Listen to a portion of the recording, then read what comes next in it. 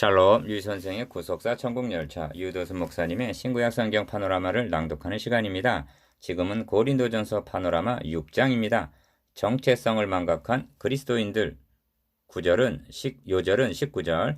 너희 몸은 너희가 하나님께로부터 받은 바 너희 가운데 계신 성령의 전인 줄을 알지 못하느냐. 너희는 너희 것이 아니라. 6장의 중심점은 성도 상호 간의 소속 문제와 1절에서 8절, 방탕한 생활을 12절에서 20절 책망하는 내용입니다. 그런데 바울은 그 원인을 자신의 신분과 지위가 무엇인가 하는 정체성을 망각했기 때문으로 보고 있는 것입니다. 그러므로 6장에는 알지 못하느냐 하고 저들의 정체성을 일깨워주는 말씀이 무려 6번이나 강조되어 있습니다. 2절, 3절, 9절, 15절, 16절, 19절 속담에 범에게 물려가도 정신만 차리면 산다는 말이 있습니다. 세상이 아무리 혼란하다 해도 그리스도인들이 정체성만 망각하지 않는다면 능히 승리의 삶을 살 수가 있는 것입니다. 이 점은 바울 당시보다 오늘날이 더욱 절실하다 하겠습니다. 이를 세 단원으로 나누어 상고하겠습니다.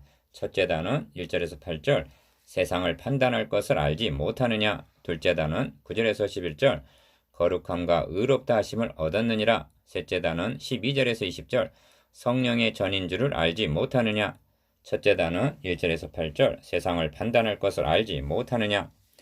너희 중에 누가 다른 이로 더불어 일이 있는데 구태여 불의한 자들 앞에서 송사하고 성도 앞에서 하지 아니하느냐. 1절 1.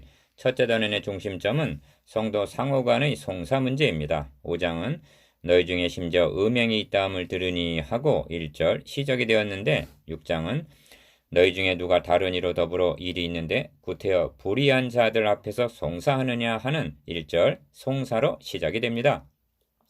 소속 내용은 차라리 불의를 당하는 것이 차라리 속는 것이 낫지 아니하냐 하는 것으로 미루어 보아 7절 민사사건이었던 것으로 여겨집니다. 이 고린도 형제들은 그리고 우리들은 5장에서 제기한 음행을 책망함에 대해서는 이의가 없어도 소속 문제에 이처럼 붕괴하는 바울을 이해할 수가 없었을 것입니다. 왜냐하면 소송은 당연한 권리 주장으로 여기고 있기 때문입니다. 그런데 바울은 이 문제를 하나님의 나라라는 관점, 다시 말하면 하나님의 백성들이 불신자들 앞에서 판단을 받는 관점으로 보고 있는 것입니다. 이 점이 하나님의 나라를 위협으로 얻지 못하리라 하고 2번이나 9절, 10절 강조하고 있는 데서 드러납니다. 이것이 우리와 다른 점입니다. 3. 그러므로 이를 책망하는 데는 2가지 이유 때문입니다. 첫째로 기억, 형제가 형제로 더불어 송사한다는 자체도 잘못되었고 둘째로 니은, 더욱 잘못된 것은 이 송사를 교회 내에서 해결하는 것이 아니라 믿지 아니하는 자들 앞에서 하고 있다는 것 때문입니다. 생각해 보십시오. 교회를 하나님의 나라라고 말합니다. 그렇다면 하나님의 나라 안에서 하나님의 나라의 법으로 처리해야 마땅하지 어찌하여 세상 나라 법에 호소하느냐는 말입니다. 이 점을 바울은 묵과할 수가 없었던 것입니다. 형제가 형제로 더불어 송사할 뿐더러 믿지 아니하는 자들 앞에서 한다는 것은 6절 하나님의 교회 곧 그리스도 예수 안에서 거룩해지고 성도라 부르심을 입은 자들이라는 1장 2절 정체성을 망각한 처사요 하나님의 이름을 모독을 받게 하고 교회의 영광스러움에 손상을 입히는 일이기 때문에 붕괴하고 있는 것입니다. 4. 바울은 무슨 일, 어떤 경우에도 먼저 하나님의 나라와 그의 의를 구하라 하신 관점으로 보고 있는 것입니다. 이런 관점으로 보게 되면 기억, 구태여 불의한 자들 앞에서 하느냐 1절, 니은 교회에서 경히 여김을 받는 자들을 세우느냐 4절 하게 되는 것입니다. 베드로는 로마 총독을 법 없는 자라고 말하고 있습니다. 사도행전 2장 23절 하나님의 교회란 하나님의 통치와 머리 되시는 그리스도의 다스리심을 받는 곳입니다. 그런데 하나님의 자녀들이 불신자들 앞에서 머리를 숙이고 재판을 받는다는 것을 바울은 용납이 되지 않았던 것입니다.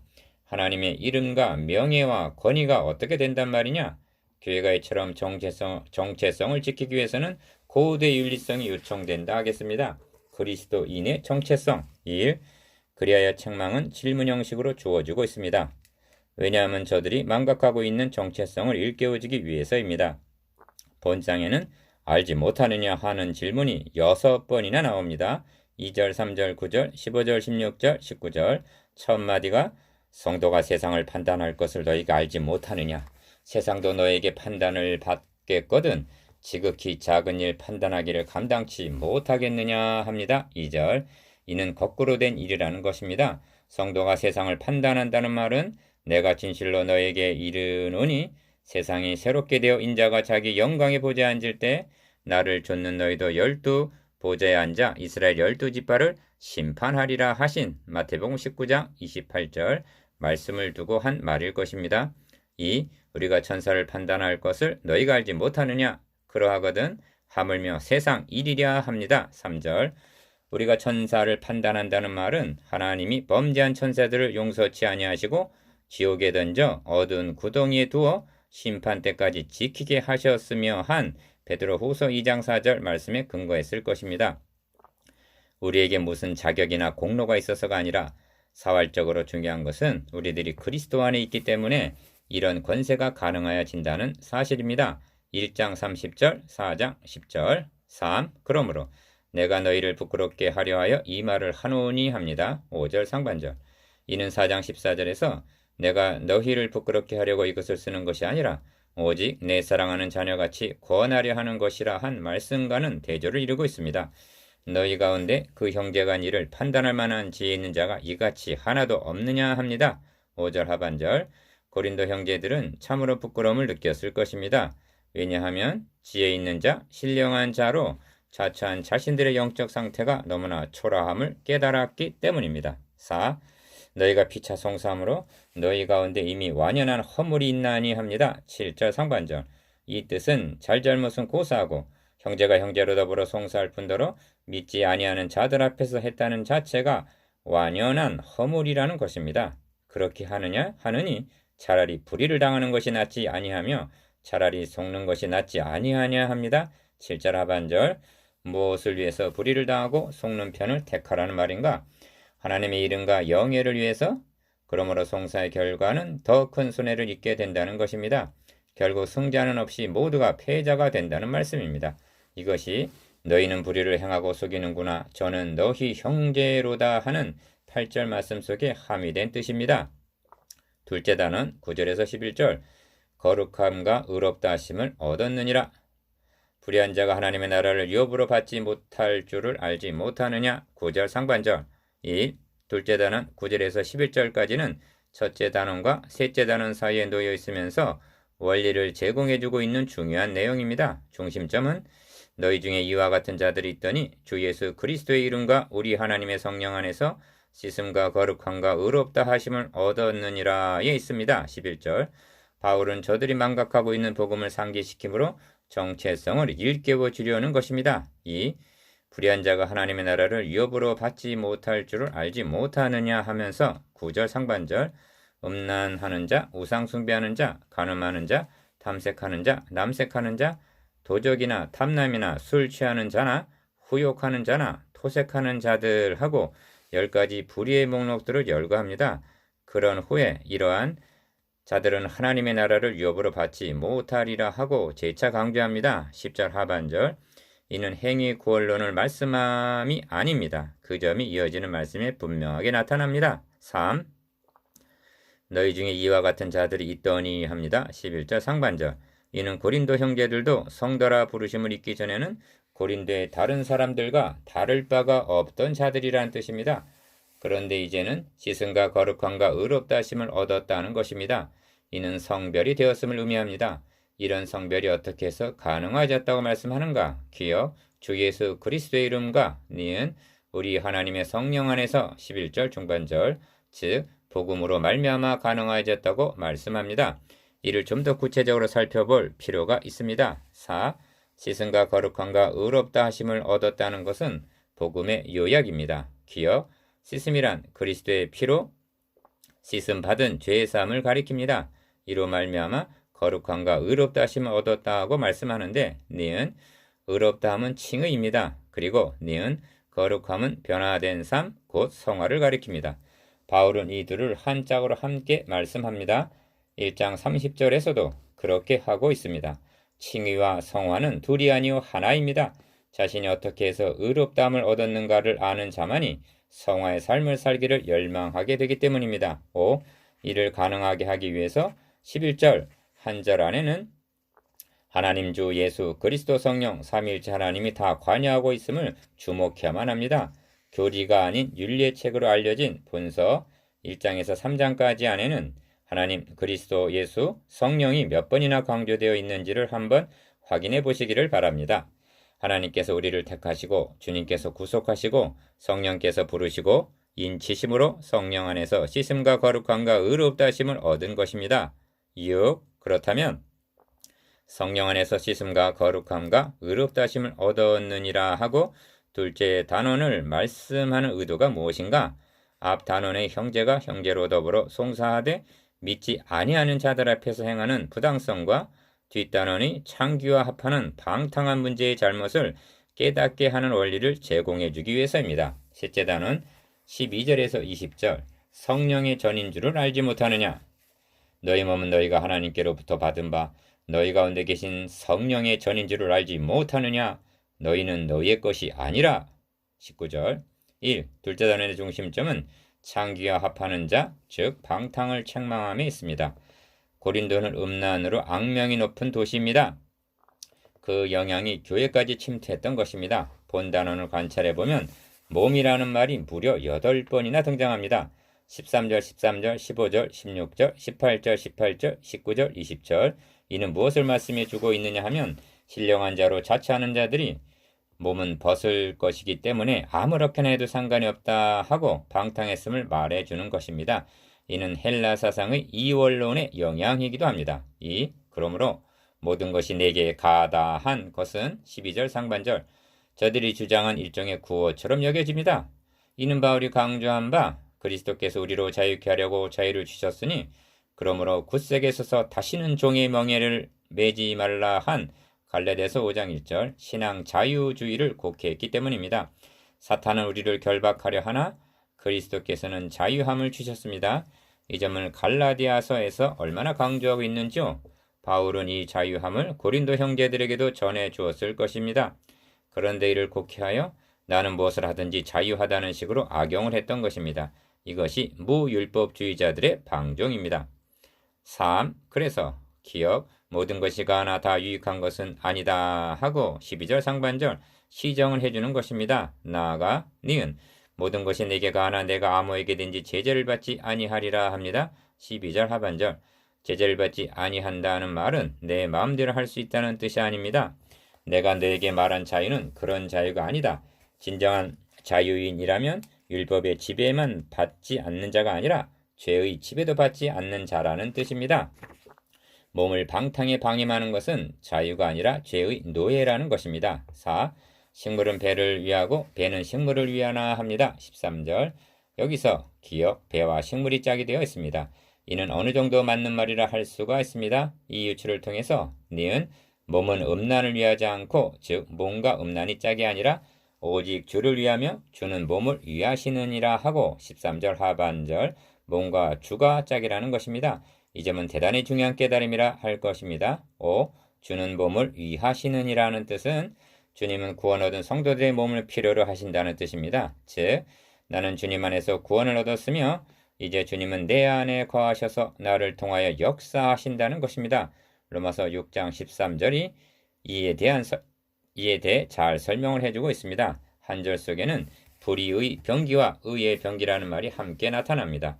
우리의 몸, 지체가 불의의 병기로 악용을 당할 수도 있고 의의 병기로 선용될 수도 있다는 것입니다.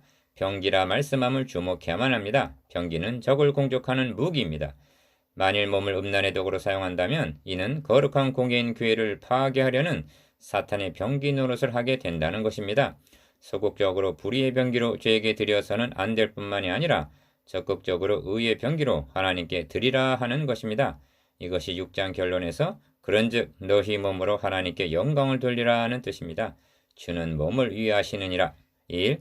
하나님의 주를 다시 살리셨고 또한 그의 권능으로 우리를 다시 살리시리라 합니다. 14절 이는 몸의 유용성을 깨우치기 위해서 하는 말씀입니다.